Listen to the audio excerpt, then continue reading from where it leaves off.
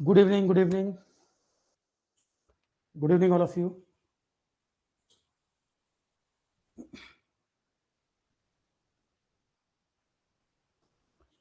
Audio video सभी को ठीक आ रहा है? इको या नॉइस तो नहीं है? और ऑडियो लेवल ठीक है? एक बार कंफर्म कर दीजिए, फिर हम सेशन स्टार्ट करें। ऑडियो वीडियो ठीक है, नॉइस या इको तो नहीं?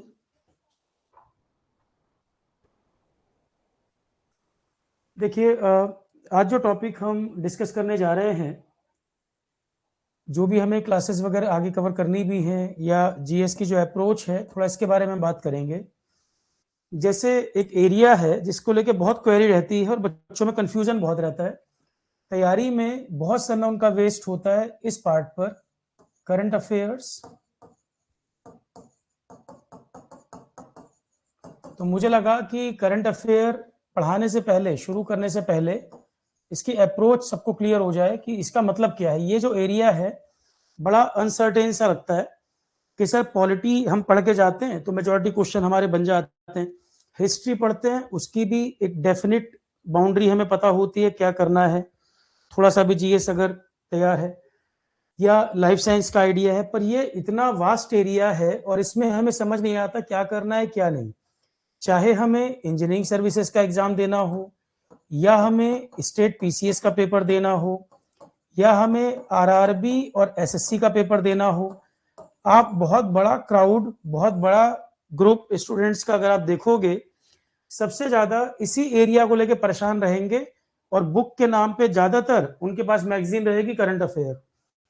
कोई मंथली मैगजीन पढ़ रहा है, कोई यूट्यूब पे डेली वीडियो देख रहा है, कोई न्यूज़पेपर पढ़ना शुरू कर दिया है, या सिविल सर्विसेज की बात भी कर रहा हूं मैं, जो भी एग्जाम होते हों। और आजकल तो कोई पेपर है, एई का हो, जेई का हो, रेलवे, कोई पेपर हो, जीएस तो सब में आता ही है। जनरल स्टडीज जब हम बात करते हैं, देखो इंजीनियरिंग सर्विसेज में जीएस का सिलेबस अलग प्रकार का है, जीके करंट अफेयर कॉमन है ईएस में भी, बाकी एग्जाम में भी, पर इंजीनियरिंग सर्विसेज के बाकी सब्जेक्ट जो है वो अलग तरीके के हैं। और बाकी एग्जाम में पॉलिटी, हिस्ट्री, ज्योग्राफी ये सब भी आता है, इंजीनियरिंग सर्विसेज में वो नहीं आता। तो जीके एंड करंट अफेयर की जहां तक बात है तो सारे पेपर में आता है, चाहे इंजीनियरिंग सर्विसेज हो यहाँ भी आता है, स्टेट पीसीएस यहाँ भी आएगा, आरआरबी, जेई, सीजीएल हो वो भी, सिविल सर्विसेज हो वो भी, यूपी पॉलिटेक्निक लेक्चरर का पेपर है यहाँ भी आएगा, यूपी का आरओ का पेपर है उसमें भी कॉमन है। तो ये एरिया है कि कितना भी सिलेबस अलग अलग एग्जाम का चेंज करते रहे, पर ये कॉमन एरिया ज्यादातर एग्जाम में आता है। और इसके सिलेबस में क्या लिखते हैं, इसका सिलेबस भी क्लियरली डिफाइन नहीं करते, क्योंकि बनाने वाले को ही नहीं पता है कि इसमें क्या एरिया आएगा, जो बना रहा है उसको ही नहीं पता इसमें क्या पूछा जाता है।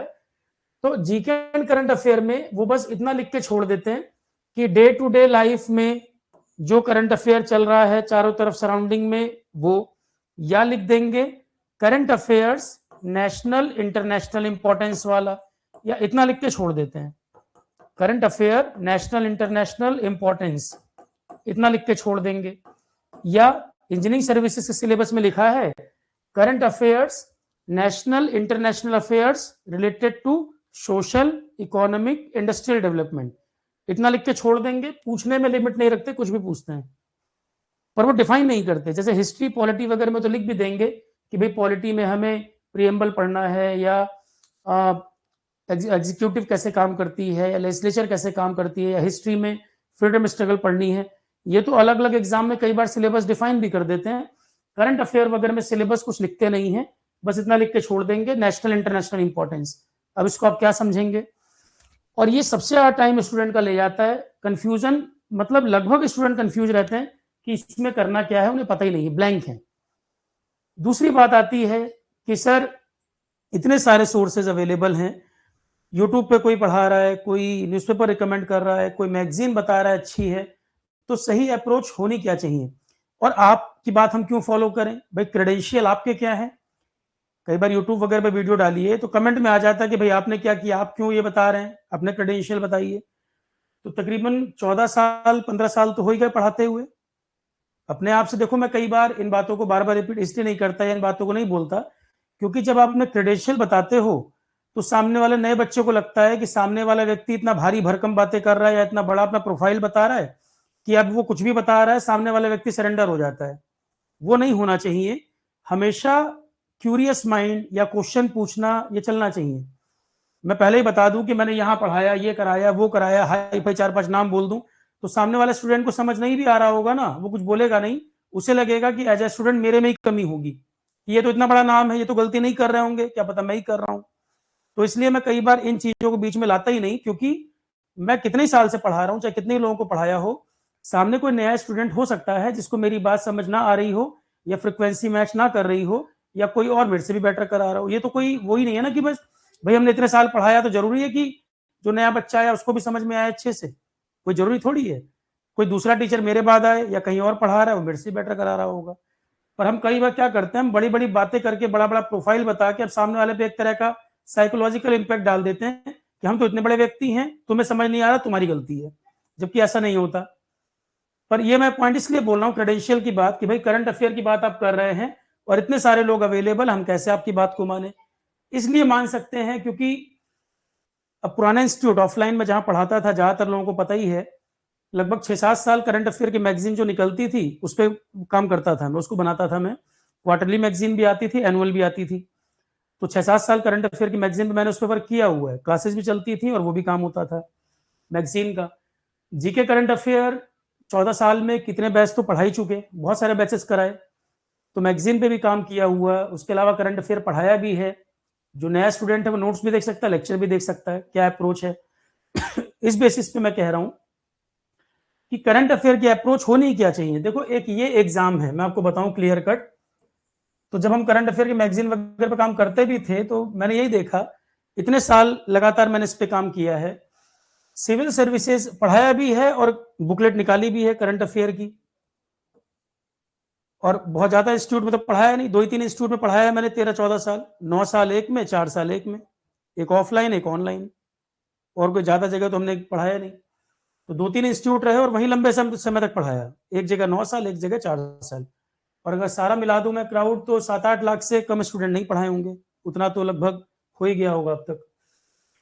सिविल सर्विसेज के लिए न्यूज़पेपर जो मुझे पर्सनली पसंद था, जब मैं वर्क करता था, मैगजीन वगैरह बनाता था जब, या क्लासेस भी जब मैं रेडी करता था, ऑथेंटिक मुझे ज्यादा लगता था न्यूज़पेपर। सिविल सर्विसेज के लिए न्यूज़पेपर की जरूरत पड़ती है। अच्छा देखो, मैंने ये कोचिंग पढ़ाया या मैगजीन बनाई केवल इसलिए बता रहा हूँ क्योंकि मेरी बात को आप क्यों सुन सकते हैं, क्योंकि करंट अफेयर पे काम किया इसलिए मुझे थोड़ा आइडिया है इसका।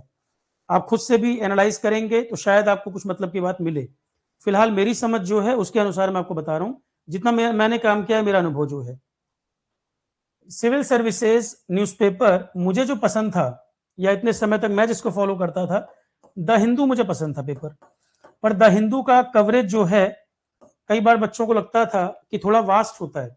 मैं डिटेल में चर्चा करूंगा, जीके एंड करंट अफेयर पे आज जो बात करूंगा, अप्रोच होनी क्या चाहिए, ताकि बिल्कुल क्लियर पिक्चर आपको पता चले कैसे पढ़ना चाहिए।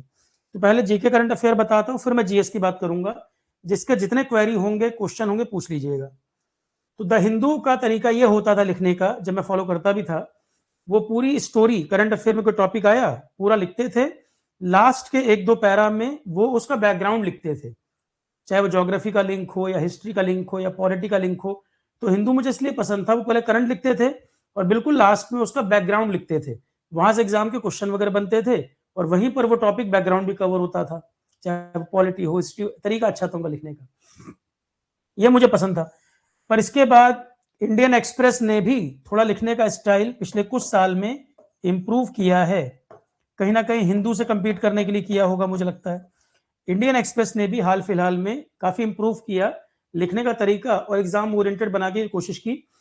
एक्सप्रेस नए बच्चों को, सिविल सर्विसेज वालों को इसलिए पसंद आ जाता है क्योंकि वो कवरेज उतना वास्ट कवरेज नहीं करते। जैसे कोई टॉपिक पढ़ने बैठे तो हिंदू में हो सकता है कि 3 कॉलम में लिखा हो, एक्सप्रेस उसको 1.5 कॉलम में पूरा कर देता है, क्योंकि कम में उस बात को कम में कवर कर देता है।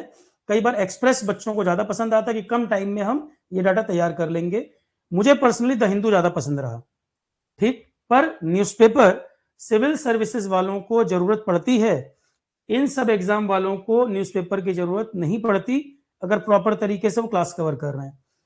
उनको बाकी एरियाज तैयार करने चाहिए, daily daily current affair, YouTube पे करंट अफेयर जरूरत नहीं है। सिविल सर्विसेज वालों को न्यूज़पेपर पढ़ने की जरूरत पड़ती है डेली, वो द हिंदू या एक्सप्रेस कुछ भी पढ़ लें, उनको नीड है। बाकी एग्जाम वालों को न्यूज़पेपर की जरूरत नहीं है। दूसरी बात, अब मैं करंट अफेयर पढ़ा रहा हूं तो सर क्या मैं कोई मंथली मैगजीन पढ़ूं? मंथली मैगजीन की जरूरत नहीं होती। और जब मैं पढ़ा रहा हूं, जब मैं खुद ही कंटेंट बना के आपको पीडीएफ दे रहा हूं, जब मैं ही मैगजीन खुद भी बनाता था और मैं ही पीडीएफ बना के दे रहा हूं, फिर मैगजीन की क्या बात रह गई? या जो मैंने लेक्चर्स पढ़ाए उनको कंपाइल करके मैं उसको एनुअल पीडीएफ में कन्वर्ट कर दूं, पूरे साल का डाटा एक साथ मिल जाए, काम खत्म। तो आपने उसके वीडियो क्लासेस भी कर लिए, पीडीएफ मैंने लेक्चर वाइज भी दिए और उसी को क्लब करके एक पीडीएफ बना दी, तो ये सारे एग्जाम करंट अफेयर जो है आपका साल भर का काम खत्म। क्लियर है कि नहीं?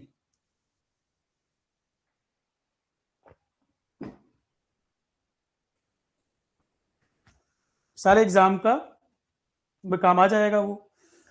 दूसरी बात है, क्या सर यूट्यूब पे डेली करंट अफेयर के वीडियो देखने चाहिए? मैं सजेस्ट नहीं करता। कुछ टाइम पहले कुछ स्टूडेंट ने मुझे बताया कि यूट्यूब में कोई उन्होंने बताया कि कुछ क्लासेस वगैरह चलती हैं जहां पे क्वेश्चन क्वेश्चन करा के जीएस को कवर करते हैं, क्वेश्चन क्वेश्चन करा के जीएस को कवर करते हैं। ये बहुत, मेरे हिसाब से बहुत खतरनाक अप्रोच है स्टूडेंट के लिए, कि जब 6 महीने साल भर खराब हो जाएंगे तब उनको समझ आएगा कि कितनी खतरनाक अप्रोच थी, कि किसी ने मान लो कोई कोर्स लॉन्च करके 2-3 हजार क्वेश्चन करा दिए और उसके भरोसे हम कंपटीशन देने चले गए। कहीं ना कहीं तैयारी उस दौर में है, हम लोग जब पढ़ते थे इतने डिस्ट्रैक्शन नहीं थे, सोशल मीडिया वगैरह का इतना डिस्ट्रैक्शन नहीं था, पढ़ना है, फॉर्म भरा है, तैयारी करनी है, लग के पढ़ते थे। ऐसा नहीं होता था कि पढ़ने बैठे फोन बज गया, यूट्यूब यहाँ देख लूं क्या चल रहा है, 50 जगह भटकते नहीं थे यहाँ वहां। माइंड क्लियर होना बहुत जरूरी है तैयारी में, कि कोई यूट्यूब पे शॉर्टकट में 2-3 हजार क्वेश्चन करा दे रहा है, अभी नया बच्चा है, तैयारी उसको पता नहीं, कंपटीशन उसने दिया नहीं, 2-3 हजार क्वेश्चन के भरोसे वो सोच रहा है मैं एग्जाम निकाल लूंगा। और जिस तरह से पेपर का ट्रेंड बदलता है समय के साथ, हमेशा एक जैसा नहीं रहेगा, समय के साथ और बदलेगा। आप 3,000 क्वेश्चन के भरोसे सोच रहे पेपर निकल जाएगा, मुंह के बल गिरोगे और पेपर, हवा भी नहीं लगेगी, पेपर गड़बड़ हो जाएगा। एक आध छोटे मोटे एग्जाम में तुक्का लग जाए, पर बिना प्रॉपर तरीके से सब्जेक्ट पढ़े आप इसके भरोसे एग्जाम देने जाओगे, कबाड़ा कर लोगे। एक बार समय देकर जीएस को ठीक से पढ़ लो ताकि आगे दिक्कत ना हो। भाई कोई व्यक्ति जापानी भाषा को ना पढ़ा हो और केवल जापानी भाषा के 20 शब्द पढ़ के जापान चला जाए घूमने, नौकरी करने, तो क्या कितना बड़ा रिस्क है आप सोचो। इतना बड़ा रिस्क है कि भाई पहले प्रॉपर सब्जेक्ट पढ़ोगे, उस पर बेस्ड क्वेश्चन लगाओगे, प्रॉपर तरीका तो पढ़ाई का यही होता है। ये मेरे लिए, मेरे हिसाब से तो बड़ी खतरनाक चीज है ऐसा करना। और अगर ये करना होता तो मेरे लिए बहुत ईजी है कि इतने साल के पेपर मैंने करा रखे हैं, मैं सबको क्वेश्चन की फॉर्म में कन्वर्ट करके आपको करा दूं, मेरे लिए बहुत ईजी है, कोई एक्सप्लेन ही नहीं करना। ना वहां पे टीचर की स्किल का पता चल रहा है, ना टीचर की नॉलेज चेक हो रही है, क्वेश्चन आंसर फॉर्म में रट्टाफिकेशन करा दो। ये बड़ी खतरनाक अप्रोच है। और फिर 6 महीने बाद, साल भर बाद आएंगे, सर जीएस कबाड़ा हो गया, अब फिर पढ़ाइए प्रॉपर तरीके से। सब्जेक्ट जो सब्जेक्ट की जो नीड है वो होना चाहिए, हड़बड़ी और इस तरह की चीजें नहीं चलेंगी। अब आ जाते हैं जीके करंट अफेयर की अप्रोच क्या होनी चाहिए, पहले इसको समझ लो। कोई भी पेपर, मैं फिर कह रहा हूं कोई भी पेपर, पर दिक्कत यह है समझा कितना भी लें, कुछ लोग करेंगे अपने हिसाब से ही, कि कोई यूट्यूब चैनल है बस क्वेश्चन क्वेश्चन करवा रहा है, उसी को देख रहे हैं और लाखों में व्यूज आ रहे हैं, प्रॉपर सब्जेक्ट पे कमांड ही नहीं है, फिर पेपर दे के आ रहे हैं, थोड़ा भी दाएं बाएं क्वेश्चन हिला तो गए। करंट अफेयर्स के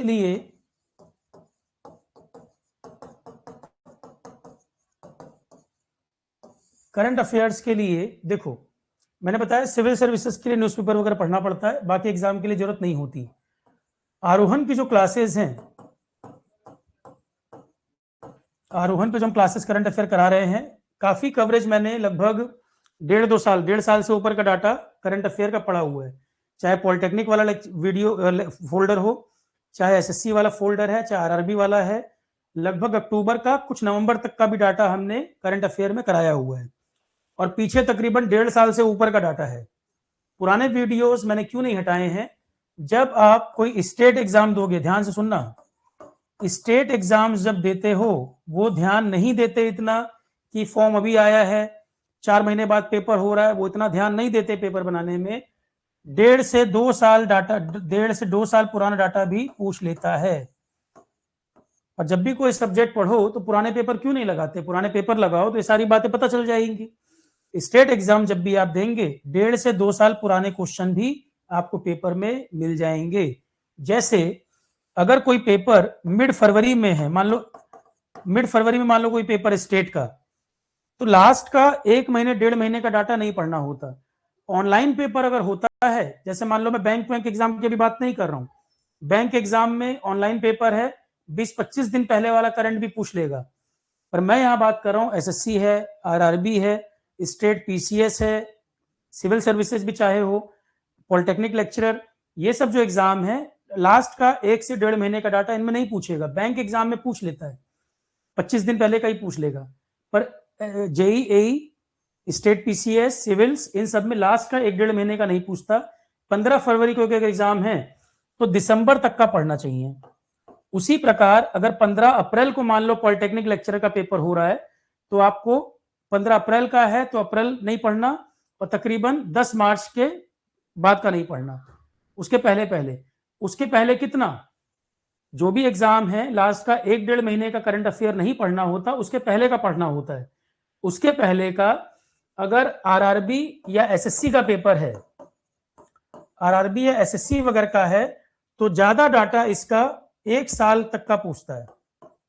आरआरबी एसएससी वगैरह में ज्यादा जो क्वेश्चन आते हैं 1 साल तक का पूछता है। स्टेट एग्जाम में 1 साल का पुराना भी पूछ लेता है, लगभग 1.5 से 2 साल का। ठीक है, सिविल सर्विसेज में भी पुराने क्वेश्चन आ जाते हैं, गवर्नमेंट स्कीम, प्रोग्राम, क्योंकि इलेक्शन टाइम में, स्पीच में, अखबार में स्कीम की चर्चा चलती रहती है, तो पुराने क्वेश्चन भी यूपीएससी वगैरह भी पूछ लेता है स्कीम प्रोग्राम वगैरह पर। तो लगभग 1.5 से 2 साल का डाटा स्टेट एग्जाम्स वगैरह में, आरआरबी एसएससी वगैरह में तकरीबन 1 साल का डाटा, इतना हमें तैयार करना होता है। ठीक है, मतलब 1 साल का तो पढ़ना ही पढ़ना पड़ेगा, और अगर एफर्ट कर पाए तो 1.5 से 2 साल का डाटा लगभग एग्जाम में आ जाता है। ज्यादा क्वेश्चन आएंगे 1 साल के अंदर के, कुछ क्वेश्चन आपके 1.5 साल पुराने भी पूछ लिए जाते हैं। जैसे अवार्ड्स एंड ऑनर्स में 2025 को नोबेल प्राइज मैंने पढ़ाए, पर आपके कोर्स में 2024 वाला भी मैंने डिलीट नहीं किया, क्योंकि स्टेट का एग्जाम दोगे 24 वाला पूछ लेगा 25 की बजाय। ठीक है, कई बार ऐसा होता है। अभी पिछली बार ही कोई पेपर हुआ था, पता नहीं एई का पेपर था या किसका पेपर था, अभी कुछ पेपर हुआ था, और मैंने सेम चीज कह के भेजी थी कि देखो नए वाले अवार्ड आ गए, हो सकता है इस बार का ना पूछ के पिछली बार वाला पूछ लो। वही सेम चीज हुई थी, पुराना वाला आ गया था।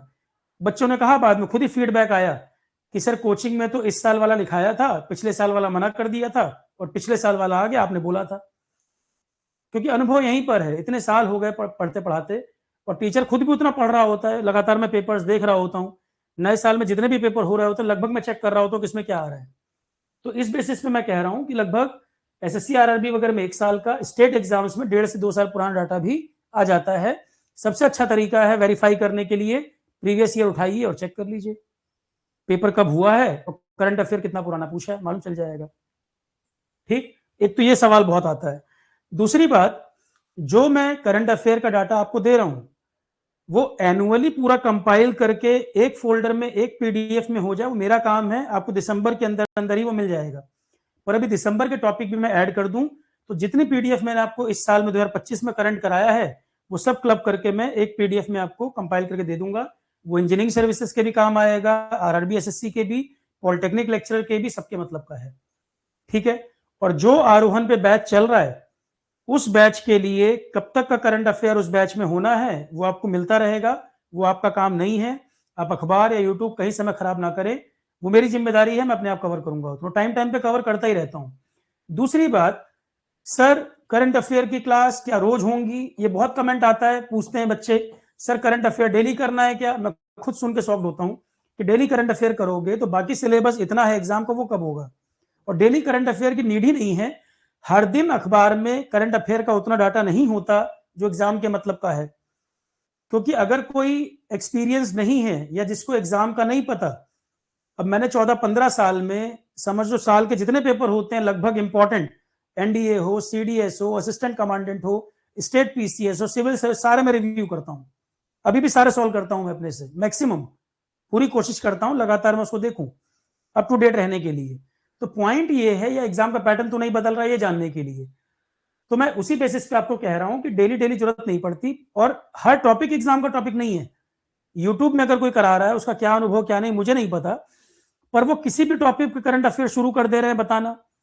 कई बार करंट के टॉपिक लोग ज्यादा इंटरेस्टिंग बनाने के लिए मी टू कैंपेन के ऊपर वीडियो बना रहे हैं।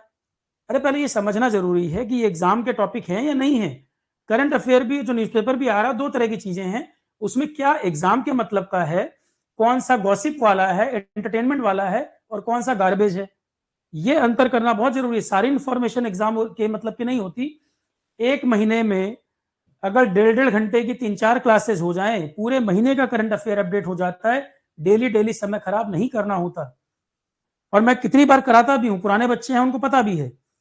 अगर पूरे महीने में 3 से 4 क्लास 1.5 घंटे की करा दी जाए तो 6 घंटे में अपडेशन, क्योंकि अपडेशन कब होगा, 4 क्लास में 5-6 घंटे में करंट अफेयर पूरे महीने का अपडेट हो जाता है। तो आपको डेली डेली टाइम क्यों वेस्ट करना, बाकी चीजें पढ़ो। पर बात यह है, करंट अफेयर का मतलब क्या है। करंट अफेयर जब हम बात कर रहे हैं कि करंट अफेयर पढ़ना है सर, करंट अफेयर किसी जानकारी का ही तो होगा, किसी टॉपिक पर ही तो होगा। कि करंट अफेयर सर, क्वाड की बैठक हो गई है, या यूनाइटेड नेशन ने कुछ नया पास कर दिया, या कोई नया एक्ट बना है, या यूनेस्को में कोई नई साइट ऐड हो गई है, या कोई भाषा, कोई नई भाषा को शेड्यूल 22 में ऐड 8 शेड्यूल में ऐड कर दिया है, कोई नई भाषा को 8 शेड्यूल में डाल दिया गया। तो जो भी जानकारी, या स्पोर्ट में आप कोई बात कर रहे हो, हर चीज का पहले एक आधार तो होगा। किसी भी चीज में आप करंट अफेयर की बात करो, सर करंट अफेयर में ये आया, तो मैं क्यों आपको कहता हूं करंट अफेयर कम टाइम में आसानी से तैयार हो जाता है। पर कब तैयार होता है, जब हमें बैकग्राउंड पता हो। नए बच्चे गलती क्या करते हैं, और यूट्यूब में लोग कबाड़ा क्या कर देते हैं, सीधे करंट अफेयर पढ़ाना शुरू। अरे भाई, जब उस बच्चे को यूनेस्को का बैकग्राउंड नहीं पता, यूनेस्को कैसे बनी थी, जो हेरिटेज साइट होती हैं क्या कैटेगरी होती है, नेशनल पार्क क्या होते हैं, बायोस्फीयर रिजर्व क्या होते हैं, जब कुछ बैकग्राउंड ही नहीं है, सीधे करंट अफेयर पढ़ा के रटा लोगे क्या आप उसको। और वो इतना खतरनाक तरीका है कि बिल्कुल वो कहीं भी लड़खड़ा के बच्चा गिर पड़ेगा अगर आप रैंडमली कुछ भी याद कराने की कोशिश करोगे। सही तरीका है, आरोहण का कोई भी स्टूडेंट जो आरोहण पे पॉलिटी पढ़ चुका हो, हिस्ट्री पढ़ चुका हो, या ज्योग्राफी कवर कर चुका है, या जीके करंट अफेयर में स्टैटिक जीके पढ़ चुका हो, वो जब करंट अफेयर पढ़ता है एक झटके में उसको समझ आ जाता है सर क्या कह रहे हैं। और जो टॉपिक लोगों को पढ़ने में आधे घंटे में समझ नहीं आ रहा होता, उनको लगते हैं 3-4 मिनट। इसराइल का मुद्दा चल रहा है या रशिया यूक्रेन कन्फ्लिक्ट है, जब आपको बैकग्राउंड ही नहीं पता, ना वर्ल्ड वॉर का पता, ना बैकग्राउंड पता, तो सीधे करंट अफेयर रटना पड़ जाएगा और क्वेश्चन दाएं बाएं बना के पूछा तो गया। ठीक, तो इसलिए पहले जीएस का पार्ट है, स्टैटिक पार्ट, वो तैयार होना जरूरी होता है, तब आप करंट अफेयर का अपडेशन को आसानी से समझ पाते हैं। हालांकि मैं पढ़ाते समय बैकग्राउंड को भी बताता चलता हूं कि मान लो कोई नया बच्चा है, आज ही क्लास ज्वाइन किया हो, तो बैकग्राउंड बताता चलता हूं ताकि उसको वहां दिक्कत ना आए। पर सही तरीका पढ़ने का ये है, स्टैटिक जीके। अब मान लो क्यों मैं बता रहा हूं ये बात, सिलेबस में लिखते हैं कई एग्जाम में करंट अफेयर्स आएगा नेशनल इंटरनेशनल इंपॉर्टेंस का। बच्चे क्या करते हैं, कोई मैगजीन ले लेता हूं, चाहे कांस्टेबल की भर्ती दे रहे हो, चाहे कोई एग्जाम दे रहे हो, छोटा मोटा पेपर भी हो, एक मैगजीन ले लेंगे। कोचिंग वाला भी कहता है एनुअल मैगजीन ले लो, इससे हो जाएगा। अरे क्यों मैगजीन पढ़ना है, टीचर किस लिए, फिर टीचर उस काम को कम में करा देगा, बाकी पहले कर लो। तो स्टैटिक जीके वगैरह पढ़ने से, या पॉलिटी हिस्ट्री ज्योग्राफी वगैरह पढ़ने से जो फंडामेंटल चाहिए, जो फाउंडेशन चाहिए, जो जानकारी आपकी तैयार हो गई है, अब उसी का करंट अफेयर आता है अखबार में। इंडस वाटर ट्रीटी को भारत ने सस्पेंड कर दिया, तो अगर जीके में इंडस वाटर ट्रीटी का बैकग्राउंड 1960 की कहानी पता हो, तो नया उसमें भारत ने क्या कर दिया है, इंडस वाटर ट्रीटी पूरी पता है, बस करंट में क्या आया, इंडिया ने उसको सस्पेंड कर दिया है। न्यूज में कैसे चलता है, जैसे मान लो अभी वंदे मातरम न्यूज में चल रहा है, सीधा वंदे मातरम नहीं पूछेगा, उसका बैकग्राउंड पूछ देगा कि बंकिम चंद्र चटर्जी ने वंदे मातरम लिखा था, वो उनके किस नॉवल से लिया गया था, किस भाषा में लिया गया था, स्ट्रेटेजी के में पढ़ाया हुआ है। तो करंट अफेयर में जो रेफरेंस आते हैं, इंफॉर्मेशन जो आती है, उसका रेफरेंस या तो कहीं हिस्ट्री में है, या जीके में है, या पॉलिटी में है, तब वो क्वेश्चन एग्जाम में बन पाते हैं, है ना। न्यूज़पेपर में आया कि वंदे मातरम पे कोई बात आई, तो उसका बैकग्राउंड से क्वेश्चन आ जाएगा, उसके हिस्ट्री से पूछ लेगा। या रशिया यूक्रेन कन्फ्लिक्ट चल रहा है, आपने पढ़ लिया रशिया ने यूक्रेन में इतने बम गिरा दिए, इतने लोगों को मार दिया, ये मिसाइल चला दी। मिसाइल कौन सी मिसाइल चला दी, क्रूज मिसाइल चला दी, या हाइपरसोनिक मिसाइल चला दी।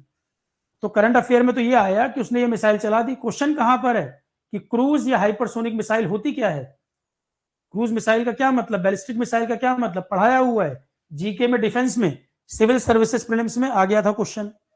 रशिया यूक्रेन कन्फ्लिक्ट चल रहा है, रशिया ने यूक्रेन के कौन कौन से हिस्से कब्जा कर लिए, उनके नाम वो भले आ जाए, पर क्वेश्चन और क्या बनता है, यूक्रेन के बॉर्डर किन किन कंट्री से लगते हैं, कौन कौन से देश बाउंड्री बनाते हैं, ज्योग्राफी से क्वेश्चन आ जाएगा।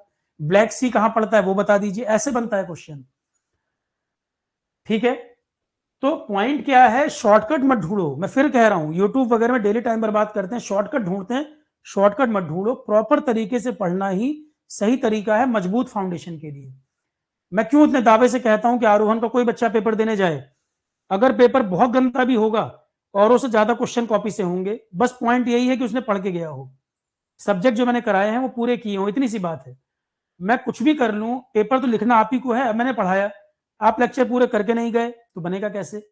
मेरे ही बैच का बच्चा एक लिखेगा सर मैं 41 करके आया 50 में, एक लिखेगा मैं 25-26 करके आया, पर पेपर टफ भी है तो 25-26 तो खराब स्थिति में ही बच्चा बोलता है कि 25-26 करके आया, जो पहले कहते थे 10 क्वेश्चन भी नहीं बनते हमारे। आरोहन कम से कम यहां तक तो ले आया। अब जो मैं अप्रोच बता रहा हूं, जहां गलती नहीं करें कि उसी बैच में एक बच्चा 41 ला रहा है, एक बच्चा उसमें लेके आ रहा है इतने। पिछली बार आरोहन के एक स्टूडेंट का पेपर 1 का स्कोर इंजीनियरिंग सर्विसेज में, जबकि इंजीनियरिंग सर्विसेज में लोगों को हवा नहीं लगती, कैसे का सिलेबस आता है, 134 था, 134 के आसपास था लास्ट टाइम जो टॉप स्कोरर था आरोहन वाला ईएस में। तो पॉइंट वही है, सही तरीके से पढ़ेंगे, सिस्टमैटिक तरीके से पढ़ेंगे तो लिंक बनेगा, लिंक ब्रेक नहीं होगा। जैसे पढ़ाते समय मेरी अप्रोच क्या रहती है, पॉलिटी पढ़ा रहे हैं, कोई लिंक आया तो हिस्ट्री से भी जोड़ के बता दिया, जीके करंट अफेयर जोड़ के बता दिया। मल्टीपल सब्जेक्ट पढ़ाने का फायदा ये है ना कि मल्टीपल चीजें अगर पता है तो हम इंटरलिंक करते करते उसको काफी इंफॉर्मेशन कवर कर देते हैं। और जीएस इंफॉर्मेशन का ही खेल है, कितनी इंफॉर्मेशन हमारे पास है उसी का गेम है जीएस। तो जब ये सब सब्जेक्ट अगर हमारे तैयार हैं, या इंजीनियरिंग सर्विसेज वाले जो बच्चे हैं उनको ये तो नहीं करना, हिस्ट्री पॉलिटी ईएस वालों को नहीं पढ़ना, वो जीके कवर कर सकते हैं, जीके के बाद करंट अफेयर्स। बाकी एग्जाम वाले ये सब करके तो करंट अफेयर्स कर सकते हैं। ठीक है, या मेरी क्लास को डायरेक्ट भी कर रहा है तो जब टॉपिक आता है बैकग्राउंड पढ़ाकर मैं वहीं पर भी रिवाइज कराते चलता हूं। पर पॉइंट ये है कि करंट अफेयर के साथ बैकग्राउंड जानना जरूरी है, बैकग्राउंड के साथ ही करंट अफेयर आएगा, डायरेक्ट नहीं आएगा। जब पीडीएफ में देता हूं, आप देखोगे मैंने करंट अफेयर की न्यूज बताई, उसके नीचे अबाउट लिख देता हूं मैं या नोट लिख देता हूं, वो उसका बैकग्राउंड होता है कि ये कहानी यहीं पर समझ आ जाए कहना क्या चाह रहे हैं। तो इसमें ज्यादा टाइम बर्बाद नहीं करना होता, बिल्कुल सीधा सीधा सब्जेक्ट है कि बैकग्राउंड टीचर पढ़ा रहा है, वो बैकग्राउंड साथ साथ बता रहा है, पीडीएफ भी दे रहे हैं, और जब कंप्लीट दिसंबर में होगा तो सारी कंपाइल करके एक साथ भी दे देंगे, वो आपका एनुअल हो जाएगा। ठीक, पॉइंट समझ पा रहे हैं, ये तरीका है इसको पढ़ने का। और करंट अफेयर कितने समय का पढ़ना चाहिए वो मैंने आपको बताया। मैगजीन की जरूरत नहीं है, आरोहण पे आप करंट अफेयर कर रहे हैं काफी है। उसके बाद भी ये इतना बड़ा एरिया होता है, करंट अफेयर के मान लो 10 क्वेश्चन आ गए, कभी किसी एग्जाम में कम भी आ जाता है, कभी ज्यादा भी आ जाता है, पर जितना एफर्ट हम करंट अफेयर में कर रहे हैं, कम टाइम में हम लाइफ साइंस 10 तक का फिजिक्स केमिस्ट्री पॉलिटी हिस्ट्री, या इंजीनियरिंग सर्विसेज की तैयारी कर रहे हैं तो मैथ एफटी एथिक्स एनवायरनमेंट ये सब हम पहले कर सकते हैं। जिस एग्जाम की तैयारी कर रहे हैं मैंने हर एग्जाम के लिए बताया हुआ है सब्जेक्ट की सीक्वेंस क्या होनी चाहिए, प्रायोरिटी क्या होनी चाहिए, फिर अभी रिपीट कर देता हूं चलो। पर मान लो 10 क्वेश्चन आए, कितना भी पढ़ लो, आरोहण पे भी मैं कितना भी पढ़ा दूं, 6 तक क्वेश्चन आप मान सकते हैं कि आपकी क्लास के आ जाएंगे। और अगर आरोहण से नहीं आया तो फिर कहीं से भी नहीं आएगा, ये भी मान लेना। इससे ऊपर भी कोई दावा कर देना कि मैंने 10 कराए और उसमें 10 में 9 आ गए तो बताना मुझे। तो 10 में से 6 तक क्वेश्चन मैं बताता हूं कि आरोहण से पढ़ के बन जाएंगे। बाकी 4 के लिए आपको इतना ढूंढना पड़ेगा, इतना पढ़ना पड़ेगा जिसमें आप बाकी तैयार कर लोगे, उस 4 के चक्कर में मत पढ़ो। किसी भी एग्जाम की बात कर रहा हूं, बाकी 4 के लिए आपको इतना एफर्ट करना पड़ेगा, इतना ज्यादा कवर करना पड़ेगा कि उस 4 की बजाय दूसरे सब्जेक्ट में हम 4 गुना नंबर ला सकते हैं। क्योंकि 4 क्वेश्चन करने के लिए जितना टाइम आप दोगे उतने में पॉलिटी पूरा कवर कर लोगे, उतने में हिस्ट्री पूरा कवर कर लोगे। ये 4 के चक्कर में नहीं पढ़ना। तो जितना मैं करंट अफेयर कराता हूं, 10 क्वेश्चन आए तो 6 तक आपके बन जाएंगे, ये आप मान के चलिए। और कॉपी से as it is line to line match करा दूंगा मैं कि देखो ये क्वेश्चन कॉपी का है। बस पॉइंट वही है, वो सब्जेक्ट पूरा करके गए कि नहीं गए। और कितने सारे एग्जाम के बाद मैं चेक कराता हूं, देखो कॉपी से क्वेश्चन ये आया, सीधे सीधे मैच करा देता हूं मैं। पुराने वीडियोस यूट्यूब पे ही पड़े होंगे, देखो कि मैं बताता हूँ, देखो ये क्वेश्चन आया, ये आपकी कॉपी में लिखा है। पर बाद में जो बच्चे होते सर पकड़ लेते, अरे सर यहाँ तक तो मैं पहुंच ही नहीं पाया था, ये नोट्स तो मैं पूरे ही नहीं कर पाया, क्लास ही छोड़ गया। तो फिर उसमें क्या सॉल्यूशन है? टीचर ने तो कराया है भाई, एग्जाम का पेपर मैं तो नहीं बना रहा हूँ ना, मैं तो अपनी तरफ से कोशिश करूंगा अच्छे से अच्छा पढ़ा दिया जाए। पर अब अगर सब्जेक्ट पूरा नहीं करके जाएंगे तो टीचर उसमें क्या कर पाएगा? मुझे थोड़ी पहले से मालूम है पेपर में ये आने वाला है, मैं तो मेरी तरफ से कोशिश करूंगा बेस्ट पॉसिबल जो है वो कराया जाए। पर अगर उतने सब्जेक्ट, उतने लेक्चर पूरे नहीं होंगे और अधूरा पढ़ के जाएंगे तो टीचर क्या कर पाएगा? बाद में जब वो वीडियो देखोगे कहोगे अरे सर ये तो क्वेश्चन आया हुआ था। पर और दूसरी बात, अगर पेपर बहुत टफ आ जाए कि आज तक के इतिहास का सबसे टफ पेपर आया, अरे भाई तो अगर सबसे टफ पेपर आ गया और पूरे पेपर में 50% नंबर ही अच्छे माने जा रहे हैं, उसमें भी आरोहण का कंटेंट जो है सबसे बेटर होगा। आप ये कहो कि पेपर आज तक का सबसे गंदा पेपर पूछ दिया, एब्सर्ड पूछ दिया, और वो पेपर ही नहीं है कि 50% से ऊपर हो पाए, तब आप क्यों कह रहे हो सर आरोहण से ना 70-80% बनना चाहिए था? अरे जब जानबूझ के पेपर एब्सर्ड पूछ रहा है तो क्यों बनना चाहिए था? पर अगर 50% ही सॉल्व होने लायक है तो भी आरोहण वाला एडवांटेज रहेगा उसको यहां पर, ठीक है? या तो फिर कोई ऐसा व्यक्ति जीएस पढ़ा रहा हो जिसका एक्सपीरियंस मेरे से भी पुराना टीचर हो और ज्यादा अनुभव हो, या उसने फिर पढ़ मेरे से ज्यादा रखा हो, तो वो और अच्छा करा सकता है, हो सकता है वो और बेटर करा दे। पर तभी करा पाएगा जब या तो अनुभव मेरे से ऊपर हो या मेरे से ज्यादा पढ़ रखा है, भाई ज्यादा किताबें पढ़ रखी हो, तब वो मेरे से बेटर भी करा देगा। पर वो इक्का दुक्का लोग ही मिलेंगे। आरोहण तो भी कंपटीशन में बेटर मिलेगा आपको जीएस में। पर पढ़िए, शॉर्टकट के चक्कर में मत भागो, बार बार कह रहा हूं मैं। पढ़ो, पढ़ना ही तरीका है एग्जाम निकालने का, शॉर्टकट नहीं। नहीं तो पूरा भटकने के बाद, पूरी दुनिया भटकने के बाद अल्टीमेटली इसी कंक्लूजन पे आओगे कि मुझे सिस्टमैटिक तरीके से पढ़ना चाहिए था। इसीलिए मैंने आज का सेशन पहले यही रखा है कि जितनी क्वेरी है वो सब खत्म कर लो, ताकि जब हम सब्जेक्ट पढ़ाएं तो माइंड बिल्कुल क्लियर रहे। अब आपका काम, कोचिंग का काम है आपके एफर्ट को कम करना, ऑलरेडी इतना सिलेबस है पढ़ने के लिए, ना कि आपके काम को और बढ़ा देना। राजस्थान में सोशल एस्पेक्ट पढ़ाया जा रहा है, लोग कह रहे हैं किताब पढ़ लो। मैंने फिर कहा जो मैंने लेक्चर कराए हैं वो ज्यादा इंपॉर्टेंट है। मैंने सोशल एस्पेक्ट को बुक फॉर्म क्यों रूप दिया कि 3-3 वॉल्यूम लोग सोशल एस्पेक्ट के निकाल रहे हैं, 90 घंटे कह रहे हैं सोशल एस्पेक्ट पढ़ना है राजस्थान के लिए, जरूरत नहीं है।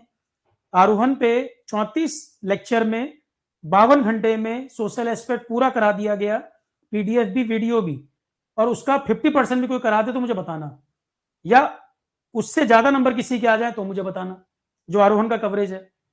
तो पॉइंट ये है कि एग्जाम के लिए जरूरत कितनी है, कोचिंग का काम है बच्चे के एफर्ट को कम करना। 90 घंटे 100 घंटे अगर सोशल एस्पेक्ट पढ़ना है तो कोचिंग क्या करने आ रहा है? वो अपने से नहीं पढ़ लेगा किताब लेके। कोचिंग का काम है उसके एफर्ट को कम करना। जैसे करंट अफेयर के लिए आप मेरे पास आ रहे हैं, तो अगर मैं आपको कहूं कि करंट अफेयर की मैगजीन पढ़ लो, इतने पैसे की मैगजीन खरीद लो, रोज न्यूज़पेपर पढ़ लो, ये कर लो, तो फिर कोचिंग का काम क्या है? फिर मैं क्या कर रहा हूं? मैं सिंपल सी बात कह रहा हूं, 1 महीने का करंट अफेयर 3-4 वीडियो में पूरा हो जाता है। इस प्रकार पूरे साल के कितने वीडियो हुए? 12 चौक 48, 48 वीडियो में पूरे साल का करंट अफेयर, और कोई वीडियो 1.5 से 2 घंटे के बीच ही होगा, उससे ऊपर नहीं। प्लस कंप्यूटर वाली पीडीएफ बना के मैं खुद देता हूं, पीडीएफ का प्रिंट निकाल के क्लास सुनते जाइए, अंडरलाइन करते चलिए, बस याद हो जाएगा। क्लास में 3-3 बार रिपीट करता हूं मैं ताकि याद होता चले। तो क्लास में वीडियो ध्यान से सुनेंगे, करंट अफेयर की पीडीएफ निकली रहेगी, जो क्लास टीचर बोल रहा है 2-3 बार रिपीट कर रहा है, बस उसको अंडरलाइन करके वहीं याद, वहीं का वहीं काम खत्म, उसमें टाइम वेस्ट नहीं करना। तो अखबार का काम खत्म, मैगजीन का काम खत्म, केवल लेक्चर को ध्यान से सुनना है, बनी बनाई पीडीएफ प्रिंट आउट निकाल के अंडरलाइन करते चलना है। या इकट्ठे पीडीएफ कंपाइल कर दूं साल भर वाली, वो भी कुछ टाइम में मिल जाएगी, चाहे उसको निकाल के वीडियो सुनते जाओ, अंडरलाइन करते जाओ। जो भी पेपर देने जाओगे उससे पहले तक का करंट अफेयर रेडी मिलेगा। ये आपका काम नहीं, मेरा काम है तैयार करना, और मैंने वर्क इसका स्टार्ट कर भी दिया है। आज मैंने फिल्टर वगैरह काफी चीजें की हैं, कंटेंट को अलग अलग बाइफरकेट वगैरह आज मैंने बनाया, आरोहण पे डाटा जो अवेलेबल था, तो कुछ टाइम में वो सब मैं अपने आप रेडी कर दूंगा, ठीक है? कुछ एफर्ट कम हो गया, नए बच्चे जो दिमाग में लेके चल रहे थे, कुछ थोड़ा टेंशन कम हुई, सिंपल तरीके से पढ़ना है। अब आ जाते हैं कि सर हमें अप्रोच रखनी क्या चाहिए, इतने अलग अलग एग्जाम होते हैं, हम टारगेट क्या करें? देखो, आरोहण पे ज्यादातर जो बच्चे हैं एई जेई वाले, रेलवे वाले, स्टेट पीसीएस वाले, एई जेई है, एई जेई या आरआरबी भी लिख लो, इसमें कैटेगराइज कर दे रहा हूं, देख लो एक एक करके। इंजीनियरिंग सर्विसेज वाले, स्टेट एग्जाम्स वाले जो बच्चे हैं, स्टेट एग्जाम्स में पीसीएस भी आ गया और स्टेट के जो अलग पेपर होता है वो भी आ गए। फिर आपका सिविल सर्विसेज, आरोहण पे जो 5 सब्जेक्ट का कॉम्बो है सिविल सर्विसेज का, उसका ही बता देता हूं।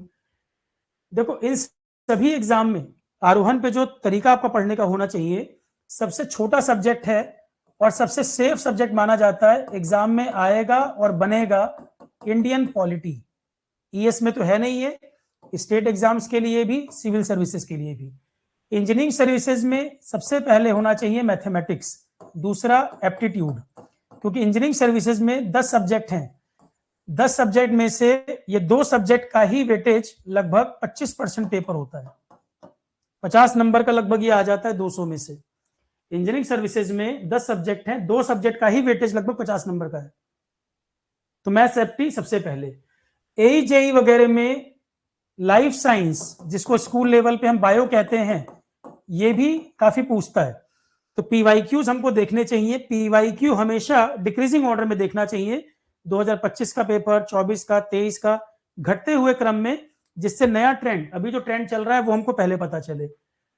एईजेई, आरआरबी जैसे एग्जाम में लाइफ साइंस और 10 तक का फिजिक्स केमिस्ट्री जो हमने आरोहण पे पढ़ाया है, एनसीईआरटी को आधार मानते हुए 10 तक का फिजिक्स केमिस्ट्री, 9 10th का, ये मैंने एनसीईआरटी से ऑलरेडी कवर कराया हुआ है। तो Indian polity, life science, physics chemistry, एईजेई जैसे एग्जाम में ये ज्यादा आता है एरिया। ठीक है।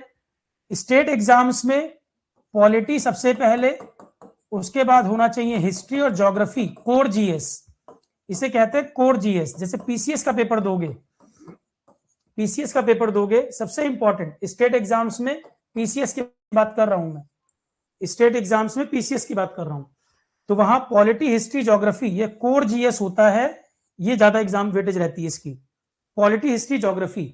और इसके बाद करना चाहिए जीके एंड करंट अफेयर्स, चौथे नंबर पे इसको रखना चाहिए, क्योंकि हिस्ट्री, पॉलिटी, ज्योग्राफी जब पढ़ लिए तब जीके एंड करंट अफेयर आएगा, तो ये सब आपको, और करंट अपडेट भी होता चलेगा इसमें।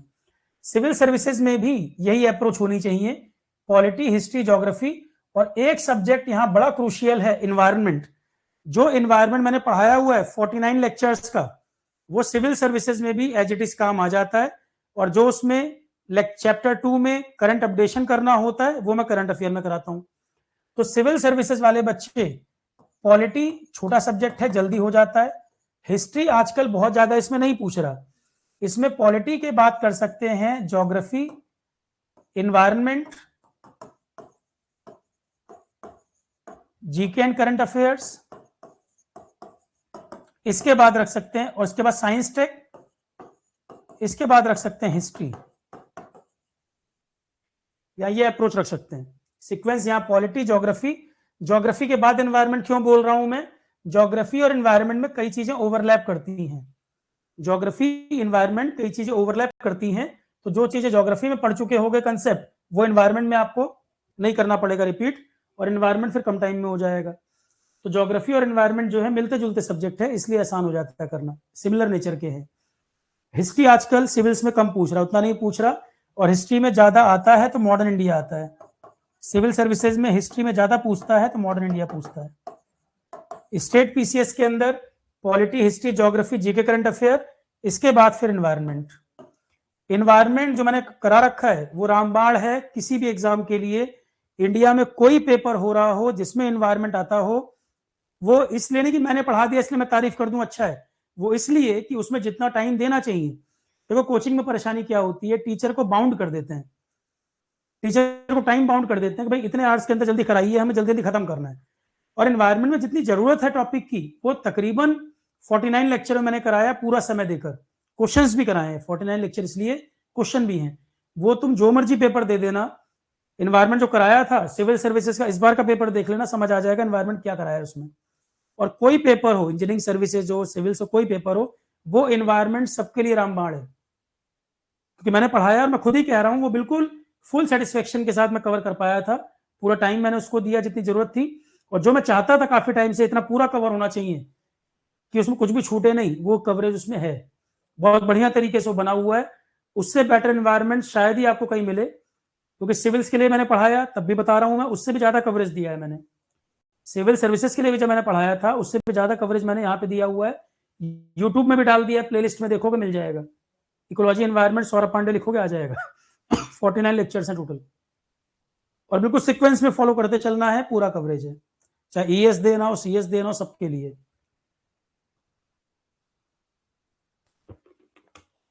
और एनवायरनमेंट ऐसा सब्जेक्ट है, कुछ एग्जाम में सिलेबस में लिखते नहीं है पर क्वेश्चन आ जाते हैं। ईपीएफओ के लिए मैंने चिल्ला चिल्ला के 10 बार कहा, बच्चों ने कहा सर एनवायरनमेंट सिलेबस में है नहीं, एनवायरनमेंट क्यों करना है? तो मैंने कहा देखना 2-3 क्वेश्चन ये पूछ देता है, सिलेबस में नहीं लिखा तो भी पूछ देता है। ईपीएफओ में आया था, वहां पूछा भी था। पर जीके करंट अफेयर वगैरह में भी एनवायरनमेंट के टॉपिक में कई बार रिपीट करता हूँ, करंट अफेयर में भी, तो भी वो क्वेश्चन बन गया होगा, मान के चलता हूँ मैं। जबकि मैंने कहा था कि वहां एग्जाम में 2-3 क्वेश्चन आ जाएंगे। इन्वायरमेंट इतना हॉट टॉपिक है, करंट अफेयर में हमेशा चर्चा में रहता है, चाहे वो करंट अफेयर के नाम पे पूछ दे। ठीक है, तो एई जेई ये सब एग्जाम में, इनमें देखो पॉलिटी ज्यादा आता है, उसके बाद ये जनरल साइंस का एरिया है, life science, physics, chemistry, general science है ये। इसके बाद फिर नंबर आता है हिस्ट्री और ज्योग्राफी। किसी किसी एग्जाम में केवल इंडियन ज्योग्राफी पूछता है, किसी में इंडिया और वर्ल्ड दोनों पूछता है। हिस्ट्री में केवल इंडियन हिस्ट्री सिलेबस में रहता है, इन सब एग्जाम में इंडियन हिस्ट्री रहता है। इंडियन हिस्ट्री में भी ज्यादातर क्वेश्चन आते हैं मॉडर्न इंडिया, और उसके बाद एंशिएंट, और तीसरे नंबर पे आता है मेडिवल इंडिया। तीसरे पे आता है मेडिवल इंडिया। ठीक है, तो सीक्वेंस होना चाहिए polity, life science, physics, chemistry, क्योंकि एई जेई में इनका वेटेज अच्छा रहता है। उसके बाद हिस्ट्री, फिर ज्योग्राफी। इसके बाद आता है जीके करंट अफेयर्स और ICT and computer basics, ICT and computer basics, और इसके बाद आता है एनवायरनमेंट। 8 सब्जेक्ट हैं टोटल जीएस के नाम पे। जीएस का मतलब है ये 8 सब्जेक्ट। इकोनॉमी इनमें बहुत ज्यादा नहीं, इक्का दुक्का क्वेश्चन, एई जेई आरआरबी वगैरह में इकोनॉमी ज्यादा नहीं आता, और इकोनॉमी की जो जरूरत होती है जीके करंट अफेयर के साथ ही पढ़ाता हूं मैं।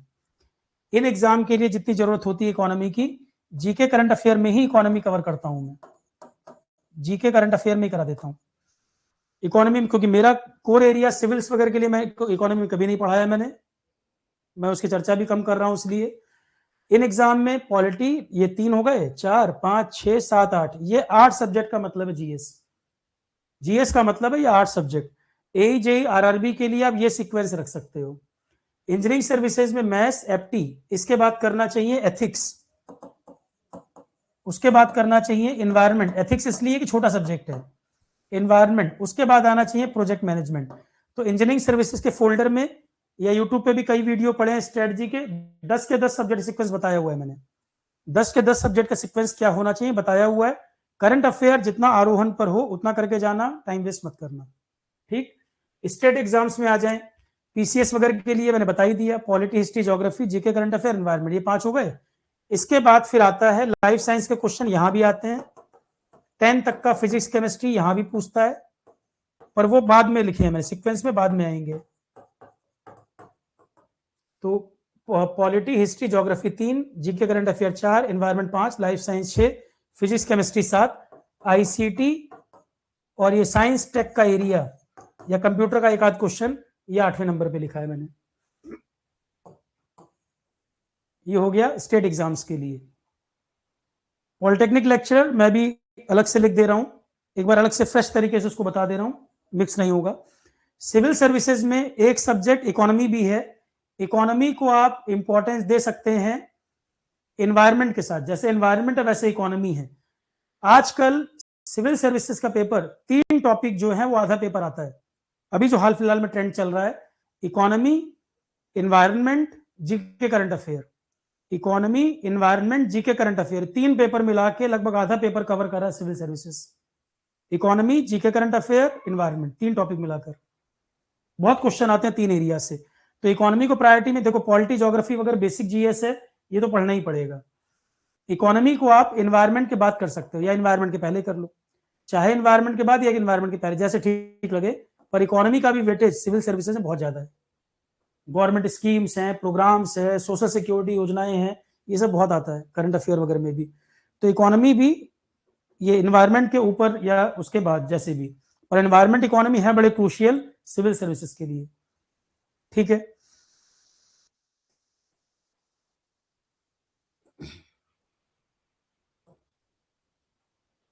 फोटो खींचना है फोटो खींच लो, बता दिया मैंने ये अप्रोच। पॉलिटेक्निक लेक्चरर की बात करूं मैं, इन्होंने 4 ही सब्जेक्ट लिखे ही हैं। एक तो इन्होंने पॉलिटी लिखा है, फिर इंडियन हिस्ट्री लिखा है, polity, Indian history, Indian geography. अब ये तो पढ़ने ही पढ़ने हैं क्योंकि इसमें तो कोई काट छाट है नहीं, क्लियर कट लिखा है, Indian polity, Indian history, Indian geography, सीधा सीधा लिख रखा है भाई, ये 3 तो पढ़ने ही पढ़ने हैं। इसके अलावा करंट अफेयर्स लिखा है। करंट अफेयर का मतलब ही है जीके एंड करंट अफेयर्स, अकेला करंट अफेयर नहीं होता, जीके एंड करंट अफेयर्स। और यूपी लोकल का 1-2 क्वेश्चन, यूपी लोकल का 1-2 क्वेश्चन, ये टॉपिक है आपका यूपी पॉलिटेक्निक लेक्चरर वाले का। और यूपी पॉलिटेक्निक लेक्चरर में भी अगर आरोहण पे आप कर रहे हो, इसका मतलब ये नहीं बस इसी एग्जाम के लिए कॉमन है, ये आपका कोई भी पेपर दोगे सबके मतलब का है। यूपी पॉलिटेक्निक के अलावा भी कोई एग्जाम दे रहे होगे, ये तो सारे एग्जाम में आना है, कोई भी पेपर में आना है ये, चाहे स्टेट पीसीएस भरोगे, कुछ भी भरोगे, ये तो आना ही आना है। और एक बार अगर जो मैंने पढ़ाया है पढ़ लोगे, उनमें भी काम आएगा अगर कोई और पेपर देना होगा। तो पॉलिटी, हिस्ट्री, ज्योग्राफी, ये 3 हो गए। जीके करंट अफेयर हो गया, यूपी लोकल हो गया। जीके करंट अफेयर में, करंट अफेयर मैंने बता दिया तकरीबन 1.5 साल का डाटा, स्टेट एग्जाम है लगभग 1.5 साल का डाटा मान के चलो, या आप दिमाग मत लगाओ, आरोहण पे जो फोल्डर में रहेगा उतना, आरोहण के फोल्डर में जो रहेगा उतना। आरोहण पे जो आप जीएस कर रहे हैं, करंट अफेयर में क्या करें, सबसे पहले 2025 के जो लेक्चर्स आ रहे हैं उनको कवर करते चले। 24 वाले को बाद में रखो, 1.5 साल का डाटा भी अगर आएगा तो 24 को बाद में, पहले 25 के वीडियो कवर करो। 2025 का करंट अफेयर जो मैंने कराया है पहले उसको कवर करो, ठीक है। 25 का जब हो जाए फिर 24 वाले की बात करेंगे, पहले 25 वाला डाटा, 25 वाला मैं कंपाइल करके एक पीडीएफ में कन्वर्ट भी कर दूंगा उसको। अभी कल भी आपकी करंट अफेयर क्लास होनी है, आज मैं सारी चीजें बता दे रहा हूं ताकि कोई कंफ्यूजन ना रहे, उसमें टाइम वेस्ट ना हो। कल करंट अफेयर आपका शुरू हो जाएगा क्लास, जो आगे के वीडियो, आगे के टॉपिक्स हैं वो ऐड होंगे। तो 2025 का डाटा करंट अफेयर में पहले कवर कर लो, इंजीनियरिंग सर्विसेज वाले हो, चाहे आरोहण पे कोई एग्जाम वाला बच्चा हो, 25 का डाटा पहले तैयार करे, उसके बाद 24 का करना है तो करे, क्योंकि नए अवार्ड आ गए तो नए वाले पहले कवर हो जाएंगे। जब 24 का पढ़ोगे तब पता लग जाएगा अच्छा ये पिछले साल वाला है, 25 में सर ने अपडेट कर दिया है, ये भी फायदा होगा। 25 वाला जब करोगे तो नया वाला पढ़ लिया, जब 24 वाला कवर करोगे तो जो जो टॉपिक नए वाले आ गए हैं पता लग जाएगा कि लास्ट टाइम ये था अब ये आया 25 का, कोई रैंकिंग है, कोई इंडेक्स है, ये सब पता लग जाएगा, ठीक है। जीके जो हम बोलते हैं स्टैटिक जीके, इसका क्या मतलब है? स्टैटिक जीके का मतलब होता है इसमें नेशनल सिंबल्स, सबसे पहला चैप्टर मैं पढ़ाता हूं इसमें, नेशनल सिंबल्स। जीके में आपके फोल्डर में देखोगे पढ़ा हुआ है, हमारा flag, anthem, national song, national river, national animal, उन सब के बारे में जो जानकारी हो सके जितनी, नेशनल सिंबल्स। एक तो यहां से जीके का एरिया कवर होता है। एक मैं इसमें कराता हूं इंटरनेशनल ऑर्गेनाइजेशन। जब आप यूनाइटेड नेशन की बात करते हो, या ब्रिक्स की बैठक में मोदी जी गए, या संघाई कोऑपरेशन में कुछ नया हुआ, या G20 की बैठक हुई, या G7 का कोई काम हुआ, या आसियान में कुछ नया हुआ, तो ये सब चीजें कहां से आएंगी? यूनेस्को है, यूनिसेफ है, अंतरराष्ट्रीय रिपोर्ट्स आती हैं नई नई, IMF है, वर्ल्ड बैंक है, वर्ल्ड ट्रेड ऑर्गेनाइजेशन है, ये सब कहां से आएगा? इसी टॉपिक में ये सब कवर होता है इंटरनेशनल ऑर्गेनाइजेशन में। कोई बॉर्डर डिस्प्यूट है, वर्ल्ड वॉर का मुद्दा है, कोई युद्ध चल रहा है, इंडिया चाइना की बात है, इंडिया पाकिस्तान का इशू है, ये सब इसी में तो आएगा। इंटरनेशनल ऑर्गेनाइजेशन जब हम पढ़ाते हैं उसमें सारी चीजें कवर होती हैं। इंटरनेशनल अफेयर्स लगभग इसमें कवर होते हैं, इंटरनेशनल अफेयर्स लगभग यहाँ कवर होते हैं इसमें, नई नई रिपोर्ट, इंडेक्स, संस्थाएं, सब यहाँ से कवर होता है। तो ये पढ़ना जरूरी है, तभी कोई रिपोर्ट आ गई, आपने कहा IMF ने कोई रिपोर्ट जारी की, तो IMF पता तो हो पहले क्या होता है, वर्ल्ड बैंक ने ये कहा, तो वर्ल्ड बैंक कौन है, कैसे काम करती है, पता हो चले पहले, ये सब इसमें आता है। फिर इसके अलावा हम पढ़ाते हैं डिफेंस का एरिया। डिफेंस में क्रूज मिसाइल क्या है, बैलिस्टिक मिसाइल क्या है, कौन कौन तरह के युद्ध अभ्यास होते हैं, एयरफोर्स का कौन सा अभ्यास है, नेवी का कौन सा है, इनके कमांड कहाँ है, सेंटर कहाँ है, इनकी रैंकिंग की हायरार्की क्या होती है, टॉप पोस्ट कौन सी होती है, सब पढ़ाया हुआ है डिफेंस में। वेपन्स कौन कौन से हैं, DRDO ने क्या बनाया है, मिसाइल कौन सी है, सबमरीन इंडिया के पास कौन से हैं, है ना। इसमें फिर आपका जैसे हम बात है स्टील टेक्नोलॉजी क्या है, 5th जनरेशन एयरक्राफ्ट कौन से हैं, 4th जनरेशन कौन सा है, तेजस क्या है, रफेल क्या है, वो सब इसमें आता है। तो क्योंकि इसीलिए बड़ा सब्जेक्ट है जीके करंट अफेयर, इसीलिए बड़ा सब्जेक्ट है। जीके में इतना सारा कवरेज है, फिर करंट अफेयर भी है। इकोनॉमी भी इसी में कवर करता हूं मैं जो पढ़ाता हूं, पर जो मैं इकोनॉमी जीके करंट अफेयर में कराता हूं वो सिविल सर्विसेज के लिए सफिशिएंट नहीं है। सिविल सर्विसेज के लिए इकोनॉमी बहुत ज्यादा पढ़नी पड़ती है, जो अपने आप में 100-150 घंटे का है। तो जीके करंट अफेयर में इकोनॉमी जो मैं कराता हूँ सिविल सर्विसेज के पर्याप्त नहीं है, वो डिटेल में बहुत पढ़ना पड़ता है। हाँ, पर जीके के पॉइंट ऑफ व्यू से अच्छा खासा कवरेज होता है। डिफेंस के अलावा हम बात करें स्पेस प्रोग्राम्स, कौन कौन से प्लेनेट हैं, किन प्लेनेट के मून कौन से हैं, कौन कौन से नासा के प्रोग्राम हैं, इसरो के कौन से प्रोग्राम हैं, चंद्रयान क्या चीज है, ये सारा हम कवर करते हैं। कौन कौन से ऑर्बिट बने हुए हैं, lower earth orbit, medium earth orbit, geosynchronous earth orbit, geosynchronous जियो स्टेशनरी में क्या अंतर है, नाविक सिस्टम क्या है, जीपीएस क्या है, सारा हम स्पेस प्रोग्राम में कवर करते हैं। इतिहास में कौन कौन से मिशन लॉन्च किए गए थे, अपोलो क्या था, है ना, ये सारा इसमें आता है। फिर आपका इसमें आता है कमिटी कमीशंस, कमिटीज है, स्पोर्ट्स है, अवार्ड्स एंड ऑनर्स है, अवार्ड्स एंड ऑनर्स है, ये सारा कई सारे एरिया आ जाते हैं, इसलिए बड़ा टॉपिक। फिर इसमें आपका लास्ट में देखोगे वो पढ़ा रखे हैं डांस, लोकल डांस कौन कौन से होते हैं, कौन से फेमस आर्टिस्ट कौन सा डांस परफॉर्म करते हैं, म्यूजिकल इंस्ट्रूमेंट कौन कौन से हैं, म्यूजिकल इंस्ट्रूमेंट्स। फिर छोटे मोटे एग्जाम में क्वेश्चन आता है इन्वेंशन और इन्वेंटर, किसने क्या इन्वेंट किया था, इन्वेंशन एंड इन्वेंटर ये पूछ लेता है, ये भी कराया हुआ है। अलग अलग इंस्ट्रूमेंट्स के नाम बताए हुए हैं, कौन सा इंस्ट्रूमेंट किस काम आता है।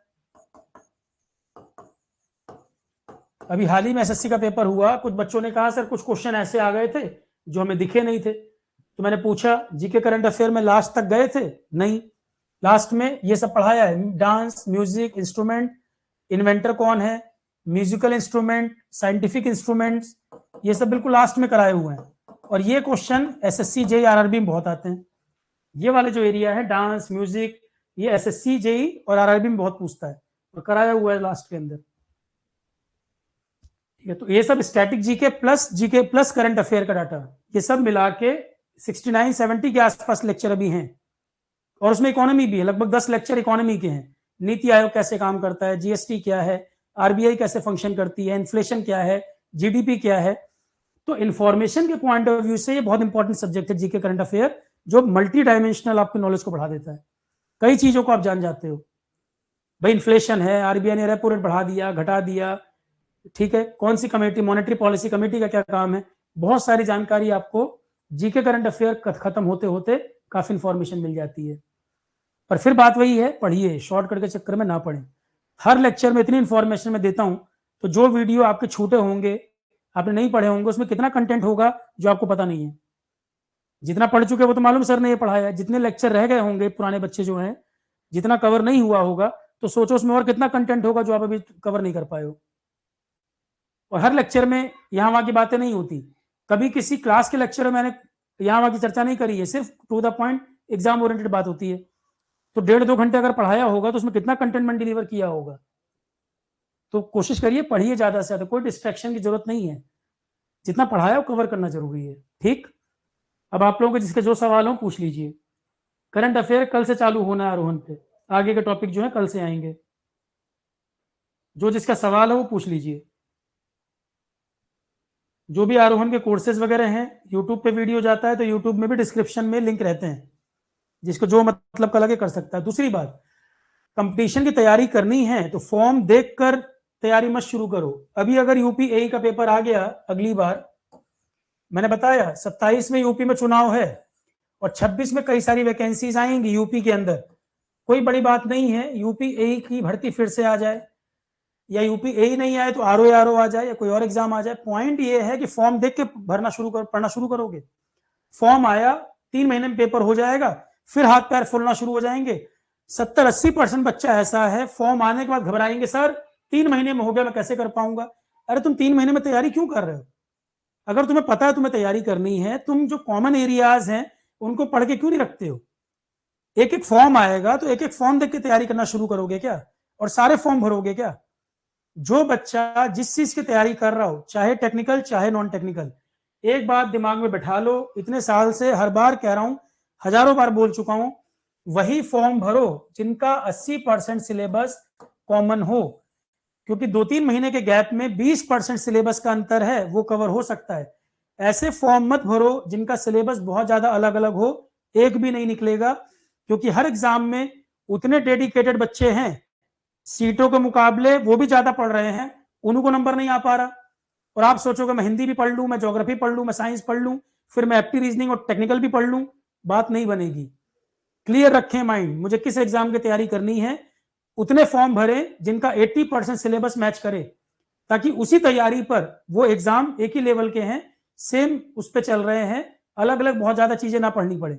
क्योंकि जब आप हिंदी पढ़ रहे होगे, कोई दूसरा बच्चा कोई और एग्जाम की तैयारी कर रहा है और आपको वो भी देने जाना है, और अभी आप जो पढ़ रहे हैं वो उसमें नहीं आएगा, और जो उसके लिए पढ़ोगे वो इसमें नहीं आएगा। ये सब मत करो, इसीलिए पेपर नहीं निकलता। 80% सिलेबस जिनका कॉमन है उन्हीं फॉर्म को भरना है, ये क्लियर रखो माइंड में। सब एक साथ नहीं हो पाएगा, यही कारण है 10-10 साल पेपर अगर नहीं निकल रहे हैं। 80% सिलेबस कॉमन है, वो फॉर्म भरना है, तो माइंड क्लियर रखो मुझे तैयारी कौन सी करनी है, ठीक है। पर ये क्लियर है कि सर जो भी पेपर देता हूं, या मुझे आने वाले इस तरह के पेपर देने हैं और इनमें जीएस सब में आता है, या इसमें एप्टी रीजनिंग आता है, या टेक्निकल आता है, वो चीजें लगातार पढ़ते रहिए, ताकि फॉर्म अगर आए तो 50% तैयारी पहले से रहे। फॉर्म आने के बाद 3-4 महीने में बाकी 50% कर लोगे, पर कुछ ना कुछ तैयार पहले से रहे चीजें। ऐसा नहीं कि जब प्यास लगे तो कुआं खोद के पानी पीना शुरू करो। जब क्लियर है फॉर्म आएंगे, मुझे तैयारी करनी है, तो जो बेसिक बेसिक चीजें हैं रेडी रखिए। जीएस हर एग्जाम में आ रहा है, तो क्यों नहीं जीएस से कुछ सब्जेक्ट पढ़ के रख लेते हो। फिर तो बाद में कहोगे सर 3 ही महीने बच रहे हैं, अब ये करूं कि ये करूं। अरे पहले से क्यों नहीं पढ़ रहे हो। आरोहण का सबसे बड़ा बेनिफिट ये है कि लगातार बच्चे तैयारी में जुड़े हुए हैं, उतनी चीजें तैयार करते चल रहे हैं। जब फॉर्म आने पे ज्यादातर क्राउड पढ़ना शुरू करता है, तब आरोहण वाले रिवीजन कर रहे होते हैं। उदाहरण के लिए राजस्थान का सोशल एस्पेक्ट कुछ जगह भी शुरू भी नहीं हुआ। आरोहण पे मैंने A to Z पढ़ा भी दिया, सारे वीडियो पूरी PDF कंप्लीट, बाकी जगह भी पढ़ाया जाएगा। हम यहाँ पे रिवीजन और क्वेश्चन और आंसर चेकिंग कर रहे होंगे। सबसे बड़ा एडवांटेज आरोहण में इसी बात का कि सिलेक्शन भी ज्यादा, बच्चों को ट्रस्ट इतना बड़ा है, और गूगल फीडबैक रिव्यू आप देखेंगे बच्चों के बिल्कुल जेन्युइन ऑर्गेनिक। चाहे आरोहण का यूट्यूब वीडियो हो, चाहे यूट्यूब चैनल हो, चाहे ऐप हो, चाहे वेबसाइट हो, कभी किसी को बोला नहीं गया कि आप, मैंने हमेशा जो जेन्युइन लगे वही लिखो। तुम्हें लगता है खराब है खराब लिखो, अच्छा लगता है अच्छा लिखो, जो एक्चुअल फील हुआ हो वही लिखो। बिल्कुल ऑर्गेनिक है। कभी पेड ये प्रमोशन ये सब नहीं कराएगा इसके, कि किसी को कहा गया हो कि यूट्यूब वीडियो लाइक करो या यूट्यूब वीडियो, कभी कहा ही नहीं गया, और हमें जरूरत भी नहीं है। चाहे 10 बच्चा पढ़े, प्रॉपर तरीके से पढ़े, सेलेक्ट हो और आगे बढ़े। नहीं तो इतने सिलेक्शन रहे आरआरबी, एसएससी, जेई, पोस्टर बना के छपवाते हैं, हमने कभी नहीं किया। क्योंकि पोस्टर बना के छपवा रहे हैं, इसका मतलब हम नए क्राउड को लाना चाह रहे हैं कि ज्यादा से ज्यादा लोग आओ, हम ही अच्छा पढ़ा रहे हैं। अरे वो तो सेलेक्ट हो गए चले गए, अब हमें तो अगले को सिलेक्ट कराना है, उसके पोस्टर से क्या फर्क पड़ेगा। पोस्टर तो इसलिए लगाया जाता है कि लोग दूसरे का क्रेडिट लेना चाहते हैं। हमें कोई क्रेडिट नहीं चाहिए। पढ़ लिए, सिलेक्ट हो गए, आगे जाओ और तैयारी में लगो, या आगे उस जॉब में सेटिस्फाई हो तो उसको करो। नए लोग आए, उतनी मेहनत से उनको पढ़ाओ, वो भी सिलेक्ट होकर आगे बढ़े। जो सिलेक्ट होकर जा चुका है उसके नाम को भुनाने से कोई फायदा नहीं है। कोई क्रेडिट लेके गोल्ड मेडल नहीं चाहिए, बस सिलेक्शन सबसे बड़ी बात है। सिलेक्ट हो, आगे बढ़े, जाएं। कितनी बार बच्चों के मैसेज आते हैं, सर वीडियो करना है, ये करना है। नीड ही नहीं है, क्यों करना है। 14-15 साल में पढ़ा लिया, जिसको पढ़ना है उसे मालूम है सौरभ सर से पढ़ना है कि नहीं पढ़ना। पढ़ना है भैया पढ़ो, नहीं पढ़ना कहीं और लग रहा है वो कर लो, पर पढ़ो और जीवन में कुछ कर लो। कुल मिलाकर टाइम वेस्ट नहीं करना। नई तैयारी करनी है तो कुछ और कर लो, तैयारी करनी है तो तैयारी लग के करो। जो काम करो उसमें अपना 100% दो, कल को रिग्रेट ना हो यार एफर्ट नहीं किया मैंने। ये बात ठीक है कि रिजल्ट आना नहीं आना हमारे फेवर में नहीं है, पर अंदर से ये संतुष्टि होनी चाहिए मैंने अपना प्रयास तो पूरा किया था। एज ए टीचर मैं आपको ही बताऊं, इतने साल हो गए पढ़ाते, अब आरपीएससी में एक टॉपिक छोटा सा कवर नहीं था। एज अ टीचर मुझे बार बार अंदर से वो क्लिक कर रहा है, अरे यार ये भी जल्दी से करा दो, ये टॉपिक भी कवर कर दिया जाए। अंदर से एज अ टीचर मुझे बार बार नॉक कर रही थी। जब मैंने उसको करा दिया मुझे पूरी संतुष्टि हो गई। अब मुझे लग रहा अब ठीक हो गया। पेपर में वो सेम टॉपिक आए या नहीं आए वो अलग मुद्दा है, पर एज ए टीचर मैंने ईमानदारी रखी कि नहीं, वो कवर किया कि नहीं। या अगर मैं कहीं पर कोई टॉपिक दिमाग में था और नहीं कराया, तो लगातार दिमाग में चल रहा होता है कि एज ए टीचर कहीं चाहे 1% ईमानदारी कहीं कम हो गई। तो वो स्टूडेंट में भी होना चाहिए कि रिजल्ट क्या होगा क्या नहीं होगा हमारे कंट्रोल में नहीं, पर हम अपने एफर्ट में कमी ना रखें। कल को ये रिग्रेट ना हो मैं ये कर लेता तो आज क्यों नहीं कर ले रहा, मौका है जब। कल को कोई बहाना मारोगे कोई नहीं सुनेगा, आप कितने काबिल थे नहीं थे किसी को मतलब नहीं। जो समय जिस समय पे आप जो काम करना चाहते हैं उसी की वैल्यू है। 40 साल की उम्र में सोचेंगे मैं आईएएस बन जाता, कोई मतलब नहीं उस बात का। जिस एज में जिस समय आप जिस काम के लिए एलिजिबल हैं उसी समय वो आप अचीव कर पाओगे।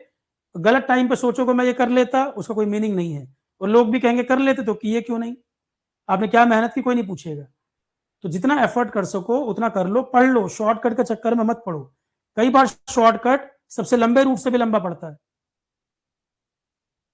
और क्यों बार बार ये चीजें कह रहा हूं, जनरेशन में पता नहीं क्या एक बदलाव आया नया, सब कुछ शॉर्टकट आसानी से चाहिए और 2 घंटे भी फोकस करके नहीं बैठ पाते हो पढ़ने के लिए।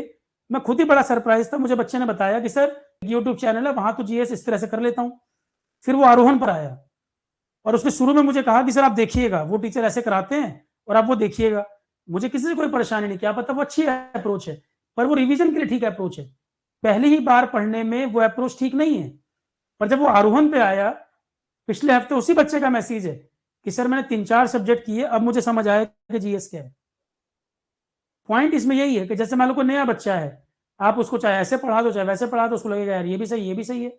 पर जब प्रॉपर तरीके से उसने पढ़ा तो उसके बाद क्वेश्चन देखे तब उसे समझ में आया कि सही अप्रोच यही है। मतलब किसी को जापानी भाषा सिखा रहे हो तो जापानी भाषा मत पढ़ाओ, उसके 10-20 नाम बता दो उसका ये मतलब, बस। कितना खतरनाक बात है। तो डिस्ट्रैक्ट नहीं होना है, क्लियर प्लान बनाना है, कौन सा एग्जाम देना है, ये इसका सिलेबस है। एक एक सब्जेक्ट उठा के जो आपके फोल्डर में पड़ा है कंप्लीट करते चलो बस, इसके इधर उधर नहीं भागना। जब आप आरोहण पे हैं तो आरोहण पे ट्रस्ट करिए। हाँ, जो कमिट किया है वो सिलेबस आपको पूरा मिल जाएगा। अब पॉलिटेक्निक लेक्चर में कंप्यूटर साइंस टेक्निकल हमारे पास अवेलेबल नहीं है तो मैं कमिट भी नहीं करूंगा। जो है वो प्रॉपर तरीके से मिलेगा, जो नहीं है मैं उसको कमिट नहीं करना। यदि हो पाएगी कोई चीज तो हम अपने से ऐड करा देंगे बिना कहे, पर मैं उसके लिए कमिट नहीं करूंगा। जो हो पाएगा वो बताया, जो नहीं होगा वो भी क्लियर कर देता हूं मैं। ठीक। अब किसी का कोई सवाल हो तो पूछ लीजिए। खासकर जीके करंट अफेयर कैसे करना है उसके लिए, उसको लेके क्वेरी नहीं होनी चाहिए। अब कुछ पूछना है किसी को तो पूछ लो।